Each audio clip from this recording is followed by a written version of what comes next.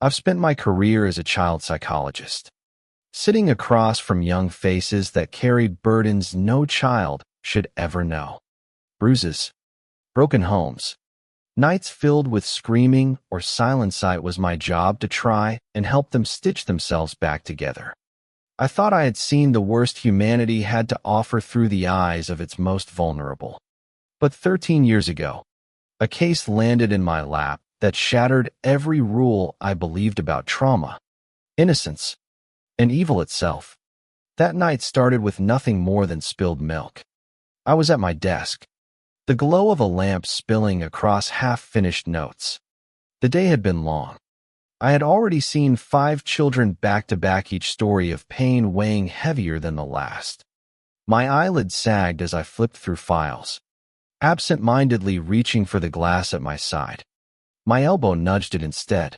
Cold liquid splashed across my lap, and I jerked upright with a gasp as the glass toppled to the floor, exploding into shards.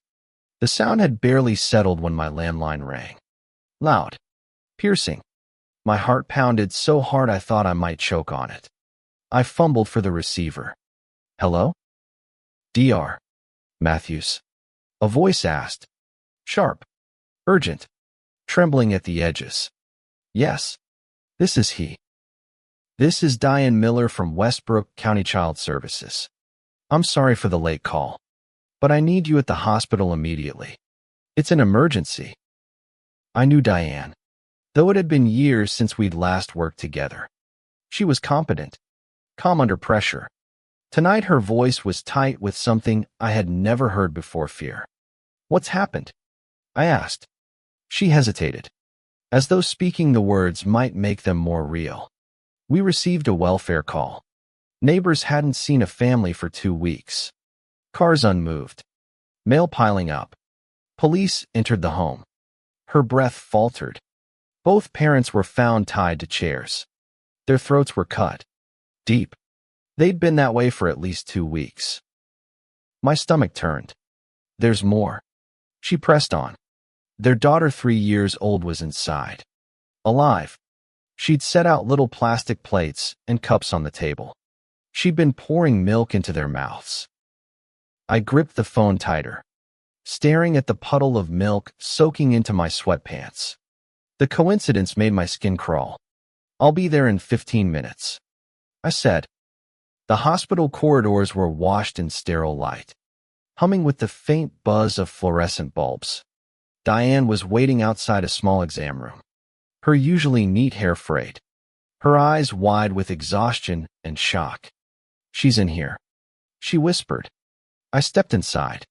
The little girl sat on the exam table, dangling her small legs above the floor. She wore a pink princess dress, wrinkled and smudged with faint stains. Her black shoes were scuffed. One white sock sagged at the ankle. The other pulled neatly up to her knee. Tangled curls framed her face. She was too still. Children fidget. They scratch, tug at their clothes, look around. But she sat frozen, hands folded neatly in her lap, as if someone had wound her tight and then left her to sit like a forgotten doll. I approached slowly. Hello, sweetheart. My name is Dr. Matthews. Her head tilted just enough for me to see her eyes. They were large, dark brown, almost black, clear and bright, but empty in a way that made my chest tighten. You're safe now? I said softly. We're here to help you. No reaction. I crouched, lowering myself to her level.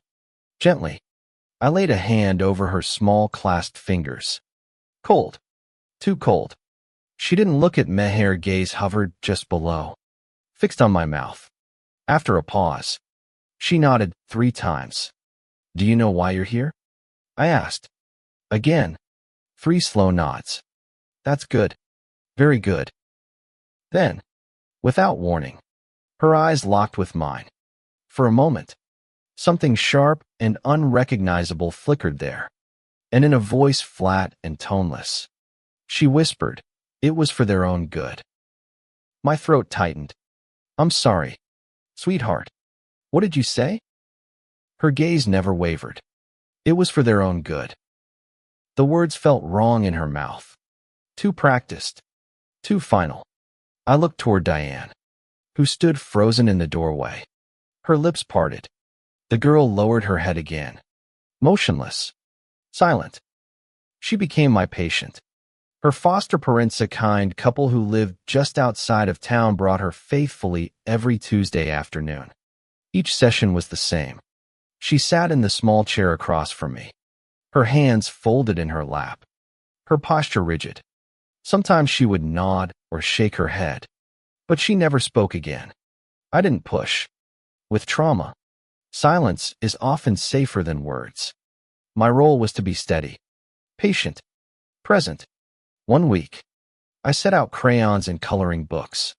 For half an hour, we worked quietly side by side. She colored carefully within the lines, never rushing. Then I noticed she had taken a red crayon and scribbled jagged streaks across the neck of a cartoon cat. I forced a light tone. Is that a bow tie? Her head snapped toward me. Her black eyes bored into mine, blazing with something hot and fierce beneath her otherwise blank face. She stood abruptly, crossed the room, and pulled a stuffed white dog from the toy bin, holding it by the floppy ears.